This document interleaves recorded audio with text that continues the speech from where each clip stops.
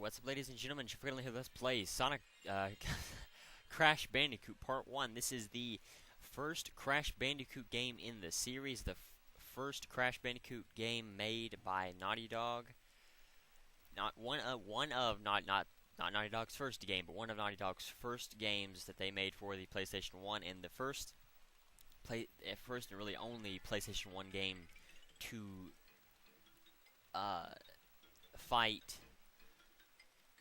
for a mascot domination during this period of time back in 1996 with Mario for Nintendo and Sonic the Hedgehog for Sega. This was Sony's entry into that battle. You know, they had a handful of small ones that really couldn't meet the expectation, and then Crash came along, and you know, this was Sony's mascot for years until about 2001.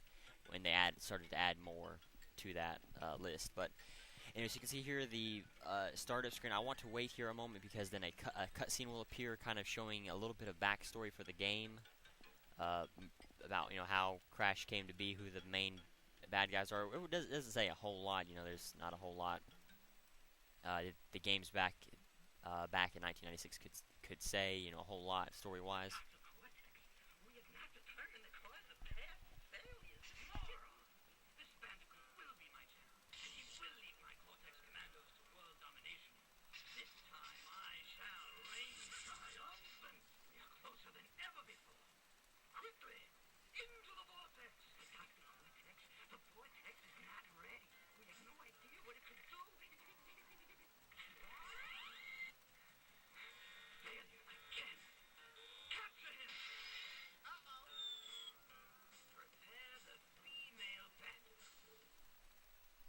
Alright, so you can kind of tell. It doesn't give a full backstory it kind of starts, pretty late in the story, but, hey, at least it's something. But anyway, so here we have a start, a load, passwords, and then options. I'll take a look at the options really quickly. You can change the sound effects volume, the music, or you can change mono to stereo. And I want stereo on, so we'll go ahead and keep stereo. Now, the controls for this game are pretty simple, as a lot of games were back in the day. You have to use the directional buttons to move around.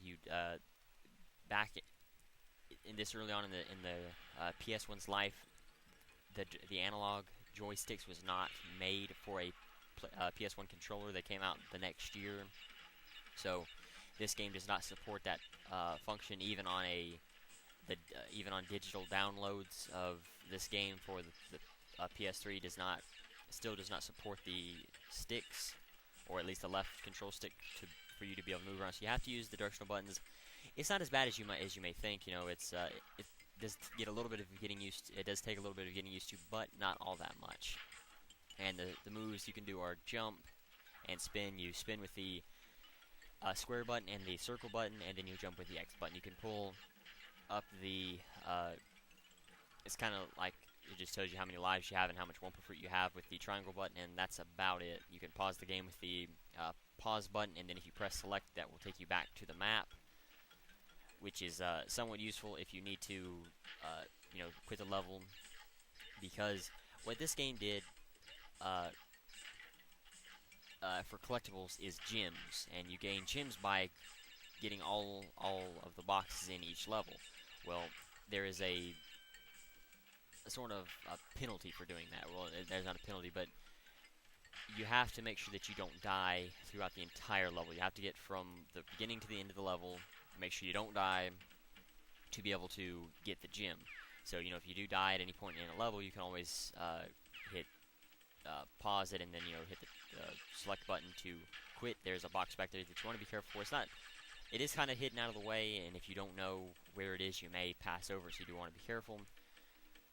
Now, if you saw this thing that's been following me around, and the thing that was on my face, that is called an Aku Aku mask. He will protect you from one hit. As you can see, when he was colored, that will only protect you from one hit. While he is golden, he will protect you from 2 hits, and if you gain 3 masks and he's on your face, you will gain temporary invincibility. And you can see this bridge here is pretty difficult. What you have to do is you have to hit the jump button and then be very careful. Ooh, wow, about messed it up with the boxes.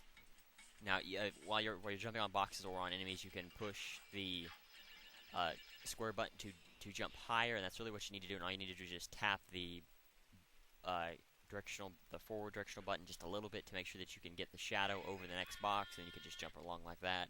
If you jump in the air, it will help you out, and it'll make it a lot easier. Now you can see here, the only way to save the game is if you get a gem. There is, or complete a bonus round that we will see here in the next level, which is Jungle Rollers. But the saving is different in this game. It focused mainly on passwords to get you where you needed to go, and if you you didn't really see it there because the gyms don't really give you passwords. Only the bonus rounds will. But you have, if you complete a bonus round, you have the ability to gain a password, and you can use the passwords to kind of mark your progress, or you can either save it. If you save it instead of using the password, it will put you back to the even if you beat the level, you'll still be put back to the you want to be careful here, just so you don't fall down that hole. You want to be careful with the bonus round, because to be able to really save your level, you would have to get to a gym or get to another checkpoint. Like here, if I beat all of the level, or all of the ouch, well, missed the timing on that one. All you have to do is just time it a little bit better. You want to kind of get it at the very height of the jump instead of as low as I was. I kind of hesitated a little bit too long. But you can kind of tell what the gym does. Now, if I was to beat this bonus round, save it in the bonus round, and then turn the quit the game, quit playing it, turn the system off, whatever, and then come back to it, I would have to redo Jungle Rollers. It doesn't matter that I beat the level, I would still have to redo it. So you do want to be very careful with that. The gym is kind of the same way, except if you save with the gym, you'll have the gym. If you save with the bonus round, you won't have the gym, so you do want to be careful with that. And that kind of helps with passwords. Passwords, you can see here, you can show the password, you can pick a new slot or save with the circle button, or you can just update the saved game. That's what I will be doing. You can see here there are 32 levels, 26 normal levels, well, I guess 25 normal levels, and 6 bosses. 2 keys that will play a bigger factor later on in the game, and then 26 gyms. So I guess there's actually 26 levels. There's 25 levels that have bosses, 1 special level, and then the 6 bosses that we will see later on in the game. And you can see these stone wheels will crush you if you do get under them. You want to be careful, because if you miss the timing wrong and you take damage with the mask, the game will automatically jump you up into the air, and you could have a very high chance of falling into one of those holes. You want to be careful there. You can see here it says, "Great, but you missed 3 boxes." Well, there was I have to get a certain color gem to be able to ride that color gem up to a certain higher platform in that first enclosed area right after I'd gotten the second mask. And so I need the green gem to be able to get that one. There will be several of these gems that you need color gems for, which you will not get until later on in the game. So you will have to do a little bit of backtracking later on, but it's not too bad. It's just it is what it is. So there will be several levels that we will not be able to save at for a gym. So you do want to be careful with that. Now you see these turtles. You can jump on. If you jump on their backs, you will flip them over. You can jump on their on the bottoms of their shells, and they will act like a bouncy box, or whatever. They're not too useful right now, but later on in the game they will be. You can see those spinning platforms. They will reset after a little while, so you want to jump on them quickly, and then get up there. That one's not too difficult. That's just kind of like an introductory one. But the further on in the game we go, the harder they will get, and the more complicated they will be as well. Now you can see these logs, you want to be careful because sometimes you can get caught out on some of those logs, and you will get forced down and drop, and you will die. This is another one of those levels where we need a colored gem to get all of the to get the gem for this level, but you still want to be careful either regardless. Now you can see you can bounce on these torches, but you have to be careful of the fire, and there's really no reason to bounce on them just yet. Again, later on in the game, they will become harder. For this first part of this island, it's pretty easy. You know, the bonus rounds are not too difficult, the levels are not too difficult, but about level 5 is when things really start to get difficult. And then, you know, further on now, these bonus rounds usually have a puzzle tied to them. Now, this puzzle here was you had to jump on those 2 boxes there to be able to get across, because if you would have jumped and spun that life box, you would not have been able to get across the gap and then been able to make it. Now, if you do die, or if you know, fall off a platform or get blown up by a TNT here, you will. If you get blown up by a TNT, you have a mask, you will lose the you will lose 1 hit on the mask, or you will lose the mask depending on what color it is. Not too bad. If you do die by a TNT, or you do fall down a hole, you will not lose a life. That is the good thing. And you do not actually have to get all the boxes in the bonus rounds. Those do not play into the levels. You can see there, those little yellow dots. Those are the yellow gems. So we need the yellow gem, which we'll get later on in the game. So again, you know, more backtracking. There are 8 boxes on the other side of this ending portal that we will need to get. So you don't have to worry about the bonus rounds. That a lot later on in the bonus rounds will get a lot harder, and you will not be able to get all the boxes anyway. Just you could, but it'd be really difficult and not really fun or easy to do or really worth it. Now you can see here the boulder. The boulder is a staple in the Naughty Dog era for the for the Crash Bandicoot series. For the PS1 and early on in the PS2, the boulder is, I guess the chase scene is, you know, kind of a staple in the game. They use the boulder chase scene the Naughty Dog did from the Indiana Jones chase scene. You know, they looked at it and said, oh, well, hey, they liked that idea, so they decided to go ahead and use it for this one. While, you know, obviously it's not going to be the same as in the movie, but the idea is the same.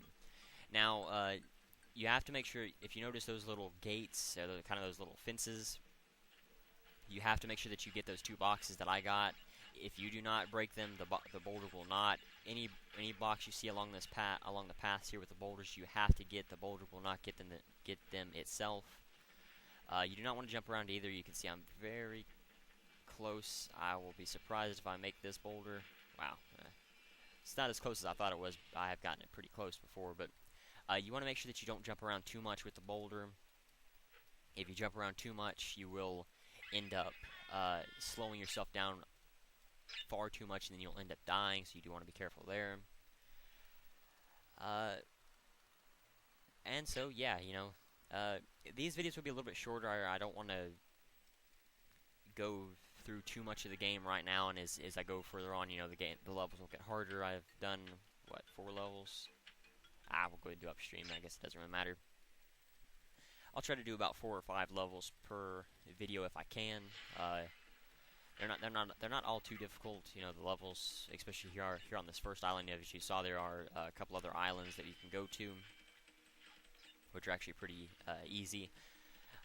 As I done with the Sonic the Hedgehog games, I will do level trivia for the levels that I have done in this game, as well as any bosses, you know, anything like that. Anything I can find some trivia for, I will talk about it. Now you can see here the mechanic is the water. If you do fall in the water, you die immediately, no matter how many, you know, if you have an invincibility mask or not, you will die. You want to be careful of those Venus flytraps. There are different colored leafed ones. There will be some blue ones that we will see later on that have a different mechanic than the green ones.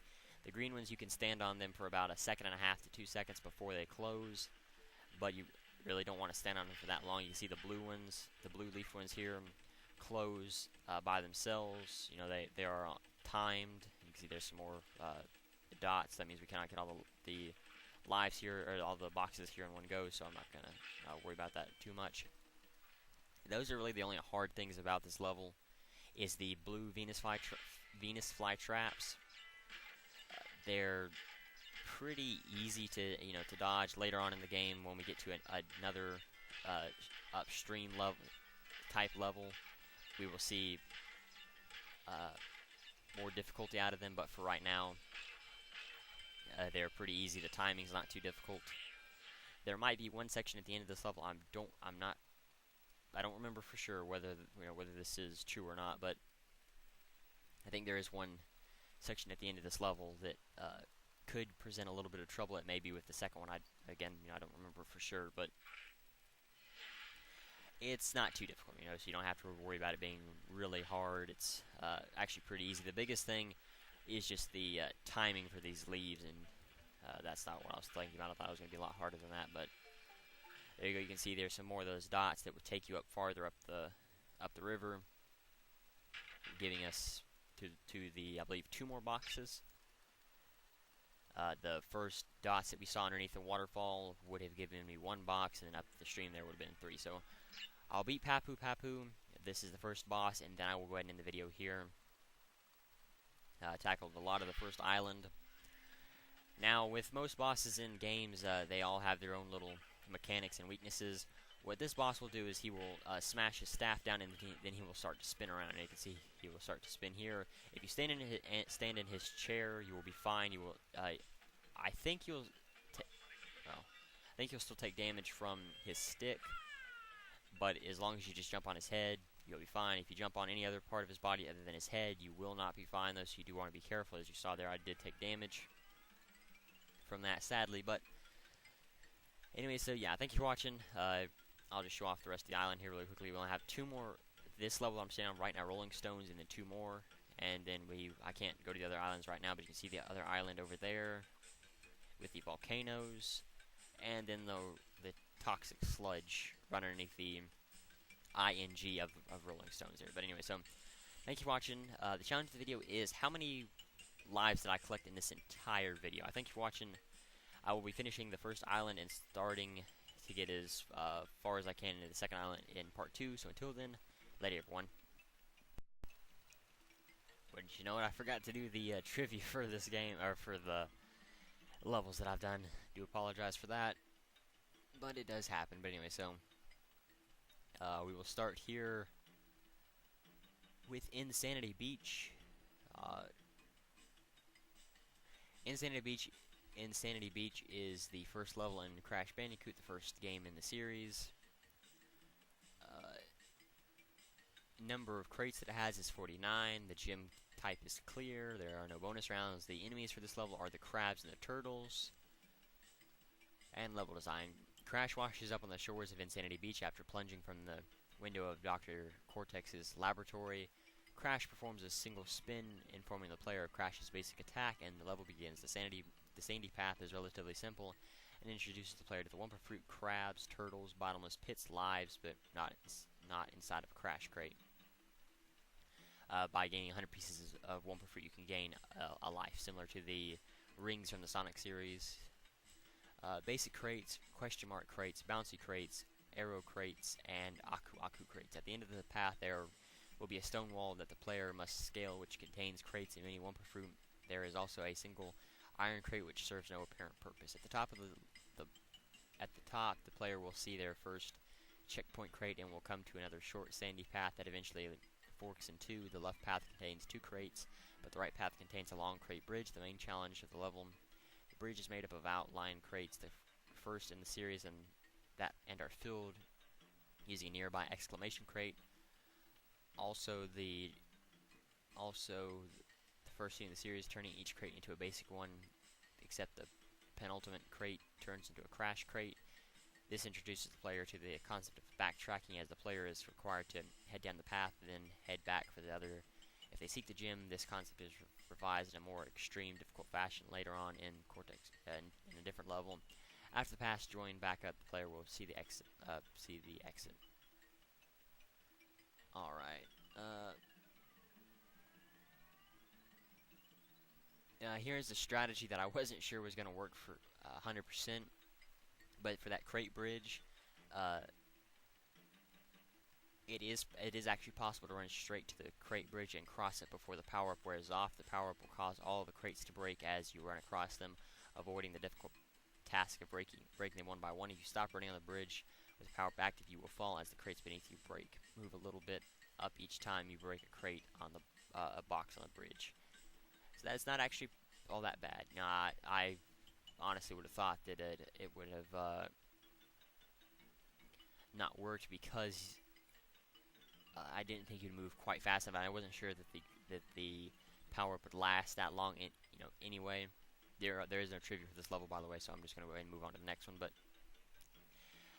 thinking about what the Aku Aku mask does on your face, it kind of delays the box breaking right behind you. So if you could actually get to it, it would actually be you could actually be able to use it pretty easily. So anyway, so we're gonna move to jungle rollers.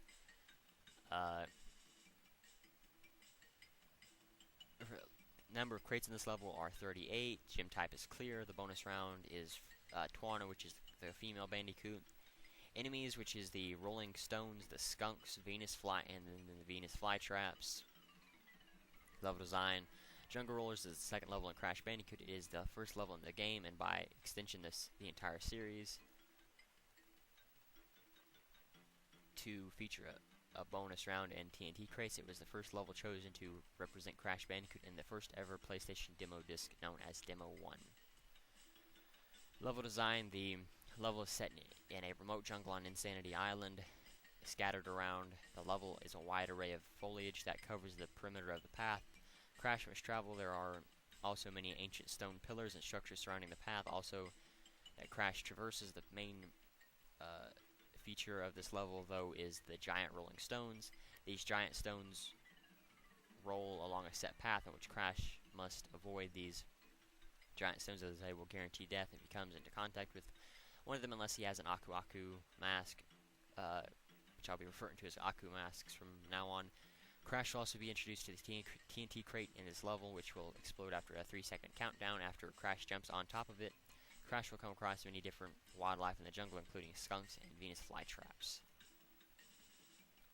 There's a little bit of trivia for this level. It is considered the easiest level in the game instead of Insanity Beach because of the box crate bridge challenges. It is the first level in the game in the entire series to feature the TNT crate. It has a rather similar environment to Boulders and Boulder Dash. This is the first jungle level in the series. Insanity Beach was a beach level. So, there's that. But yeah, it is definitely very, very easy. Level-wise, and trying to get the gems. Let me see. The Great Gate is the third level in Crash Bandicoot. It involves Crash scaling a giant gate filled with natives and traps in order to make progress towards accomplishing his quest of saving Tana. Number of crates in this level is 26. The gym type is clear. The bonus round is Tana. Enemies are monkeys, spiked columns, torches, tribesmen turtles, and Venus flytraps. The level design: the level is completely side-scrolling, takes Crash across several raised wooden platforms. Just give me a moment. Alright, sorry about the cut. Thought I had dropped a bunch of frames. Thankfully, it didn't seem to be bad. Too bad. I didn't see too many problems with it, but anyway, I'll just start this section over again. The level is completely side-scrolling and takes Crash across several raised wooden platforms as he scales a giant wooden gate. Crash will be required to travel up several stories of the gate in order to reach the finishing point. Reaching higher areas in the level will require him to use a combination of iron arrow crates and special wooden platforms that require him to spin them in order to make them accessible. The gate is also filled with a wide array of traps and enemies. Some of these include spiked pillars that will pierce any unsuspecting foe that is careless, and special platforms that spout out flames. There are also numerous enemies guarding the paths, most notably the shield natives. Also, Crash will come across a strange terrain that is made up of a green slippery surface, which will cause him to slip off the platform if he stands there for too long.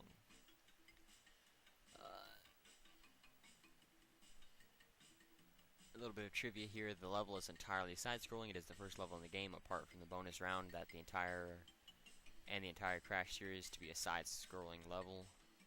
In the yellow gym route, you can see. Okay, that's something later on. The sound effect in the background music for the level is also used in the credits for the Rugrats episode duo Meet the Carmichaels box. This is likely because the Rugrats and Crash Bandicoot had the same composer.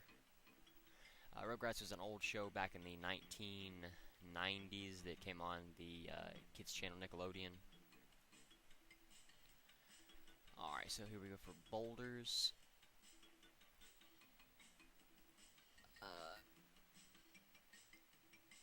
Boulders is the fourth level of Crash Bandicoot. It is notable as the first chase-style level in which Crash must outrun a boulder that is chasing him.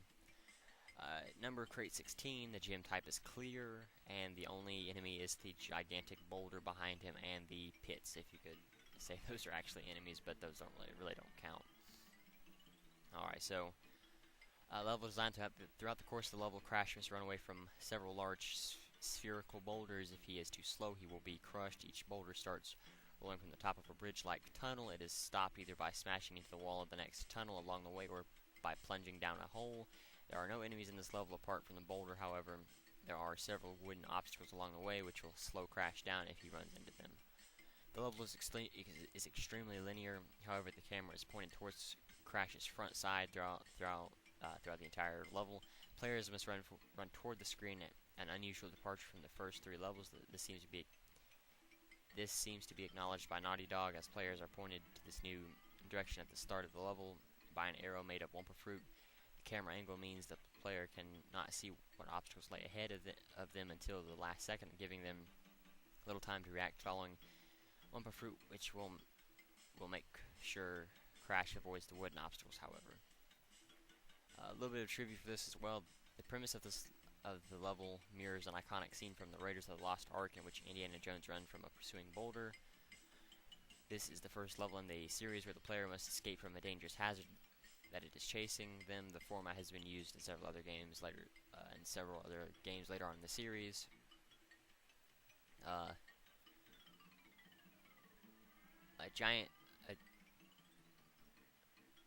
Okay, so that's about it. This just goes on to list some other chase scenes that I won't talk about right now. A few of those will be some games that I will play. So we'll go to Upstream next. Upstream is the fifth level in Crash Bandicoot. As the name implies, you must travel up along a stream without falling in. Number of crates for this level is 14. The gym type is clear. The boss round is a Tana boss round. The enemies are the flying fish, the Venus flytraps, and the monkeys. The level is extremely linear and is bounded on both sides by the banks of the stream, which are covered in dense jungle foliage and occasionally small sections of temple ruins. Crash must navigate his way up the stream by means of logs, leaves, stone platforms, and sinking lily pads. He must also jump across several red plants with green stems, and somewhat similar to Venus flytraps, which will snap shut shortly after you jump onto them. There is also much more dangerous blue-stemmed variation of this plant, which snaps shut at regular intervals, requiring timing to get over them. The trivia for this level is the river in this level rises at Skull Rock Waterfall. The premise of Crash navigating up a stream is repeated later on in this game, and also for Crash 2, which I will point out once I do that game. And so since I did beat Papu Papu, I will see if there's anything about him, his boss fight. Papu Papu is fought as a boss in the first Crash Bandicoot game, and is also the first boss. His defeat is only 3. Papu Papu is not only the first boss in Crash Bandicoot, but also the first boss in the whole series. The boss fight takes place in Papu Papu's hut. He has 3 hit points. It begins showing Papu Papu sleeping. At that moment, Crash arrives at the worst possible time and wakes up Papu Papu, who seems grumpy. Papu Papu then bangs his staff on the ground and swings it around 3 times. After this, he will attempt to hit Crash with it. If Crash dodges the attack, he can jump onto Papu Papu's head and take away one of his hit points. Papu Papu shakes his head, growls, and swings his staff around 4 times, and finally, finally 5 times. But when Crash makes him lose all 3 of his hit points, he'll try to squash Crash with his own weight by falling on the ground, but this is fairly easy to dodge. Alright, trivia. In the Japanese version of the game, Papu Papu has 5 hit points and swings faster on his final hit point. Alrighty, so that's all the trivia and everything. So again, thank you for watching. Sorry that I forgot. I'll try not to forget it in other videos. But until part 2, later everyone.